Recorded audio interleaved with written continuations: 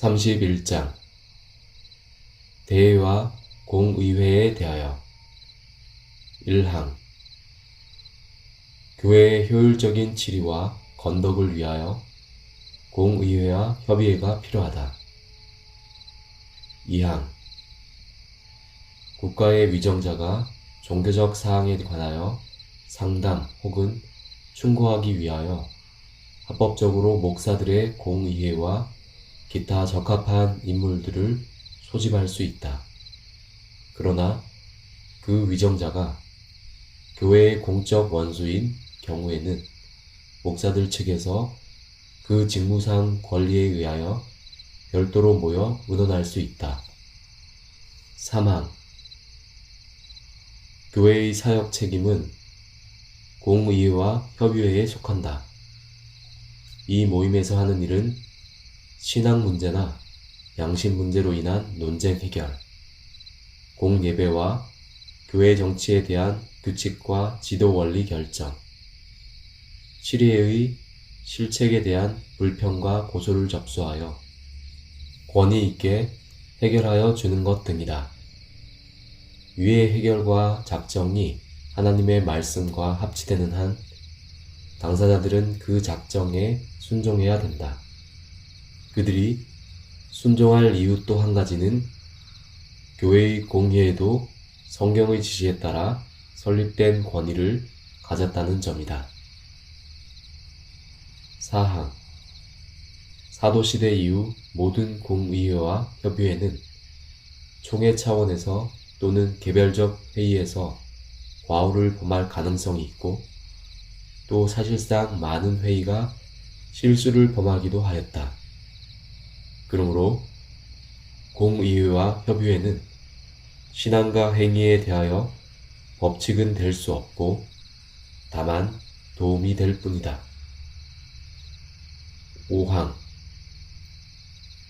공의회와 협의회는 교회적인 사항 이외에 다른 일은 취급하지도 말고 결정해도 안 된다. 그리고 국가에 관한 정치 문제에 관여하지 말 것이며 다만 비상한 경우에는 위정자에게 겸손히 청원할 수 있다. 혹 위정자의 요구가 있을 경우에는 양심의 만족을 위하여 거기에 응하고 충고할 수도 있다. 해설입니다. 질문 2. 교회의 목사들은 그들 자신들에 대해서 그들의 직무의 힘에 의해서 관원들이 그리스도인의 신앙의 원수들이 들어오도록 개방할 때 그들의 교회들로부터 파견하여 다른 적합한 사람들과 회집하도록 모임을 가져도 좋지 않습니까? 대답: 그렇습니다. 사도행전 15장 2절, 4절, 22절에서 25절이 이를 증거해 줍니다. 그렇다면 복음의 목사들은 그들 자신들 안에 있는 혹은 그들의 직무의 힘으로 대회나 공의회 안에 모임을 가질 권리와 권세가 없다고 주장하는 에라스티안들은 오류를 범한 것이 아닙니까? 그렇습니다. 어떤 이유들로 그들이 논박됩니까?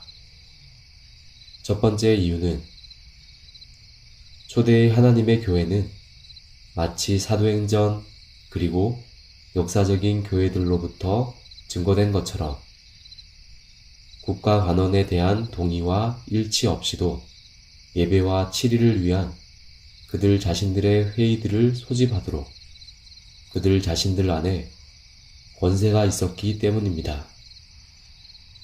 두 번째 이유는 비록 교회 공의회들 안에 모이는 권세와 권리가 합법적으로 그리고 실천적으로 명백하게 있을지라도 그러나 설교하는 권세와 마찬가지로 그것은 본질적이고 교회 안에 있는 권세이기 때문입니다. 질문 3. 관원들은 합법적으로 목사들과 신앙과 관련된 문제들을 가지고 협의하고 충고할 적합한 다른 사람들을 대회에 요청할 수 있습니까?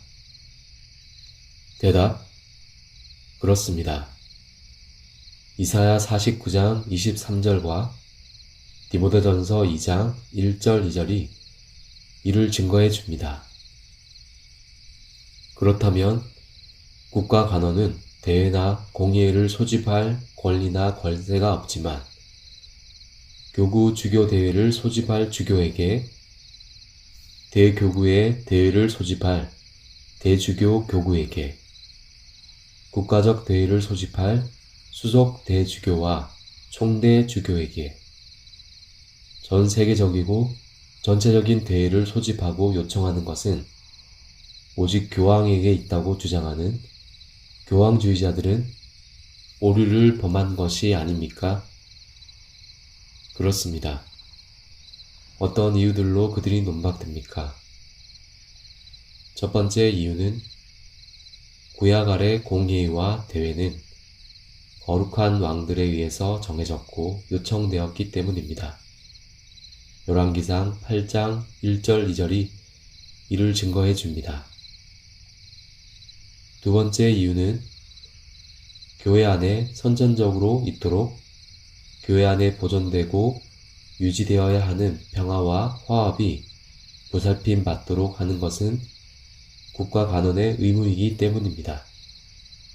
그것은 진리와 하나님의 말씀이 전적으로 그리고 확실하게 선포되고 그 말씀에 순종하는 것입니다. 그것은 신성 모독자들과 이단자들이 억제되고 진압되는 것입니다. 그것은 예배와 건증에 있어 모든 부패들이 개혁되도록 하는 것입니다. 그것은 하나님의 규례들이 합법적으로 세워지고 시행되며 보존되는 것입니다.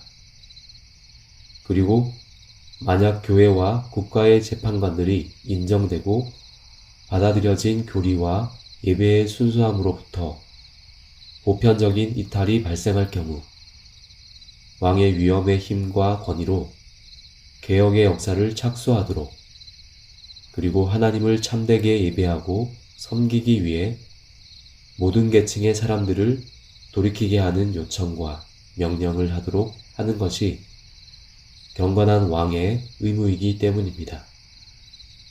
이사야 45장 23절과 시편 122편 7절에서 9절이 이를 증거해 줍니다. 세 번째 이유는 콘스탄틴의 예로부터인데 그것은 첫 번째 니케아 공예회를 소집했기 때문입니다. 데오도시우스 1세로부터 그는 첫 번째 콘스탄티노플 공예회를 소집했습니다.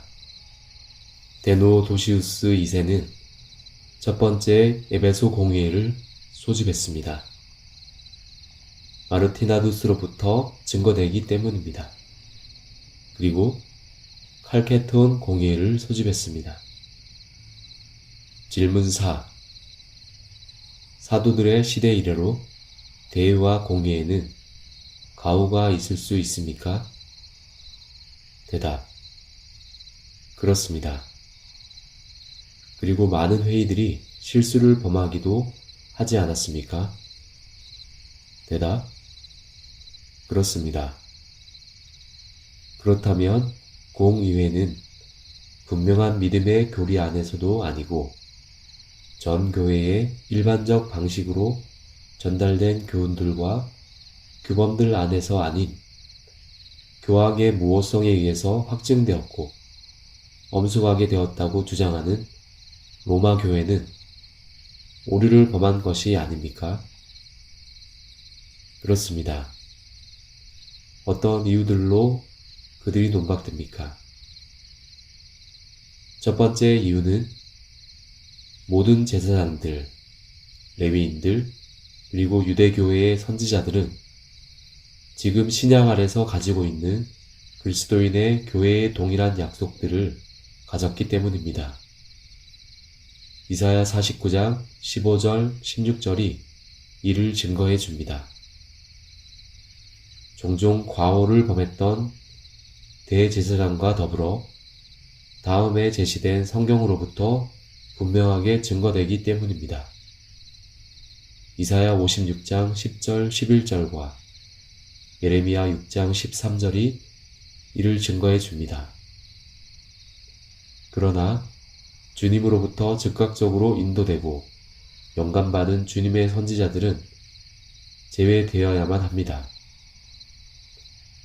두 번째 이유는 합법적으로 불려진 구약 아래 공의회는 종종 오류가 있었기 때문입니다. 사무엘하 6장 2절 3절과 예레미야 26장 7절에서 9절이 이를 증거해 줍니다. 그리고 신약 아래서도 마찬가지입니다. 요한복음 9장 35절이 이를 증거해 줍니다. 세 번째 이유는 교황의 무엇성의 증거를 보일 수 없기 때문입니다. 로마서 3장 4절이 이를 증거해 줍니다. 네 번째 이유는 그것은 많은 목사들과 선생들이 거짓 선지자들이 될 것이고 미혹해하는 자들로 변하게 될 것이라고 신약에서 예언되었기 때문입니다. 그리고 적그리스도는 그가 하나님이라고 그 자신을 보이면서 하나님의 성전에 앉을 것이기 때문입니다. 베드로서 2장 1절과 데살로니가 후서 2장 4절이 이를 증거해 줍니다.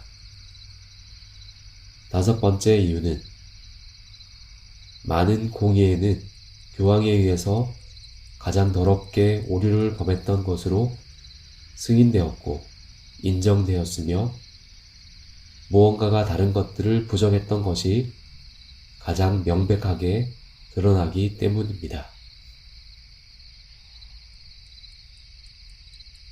땅의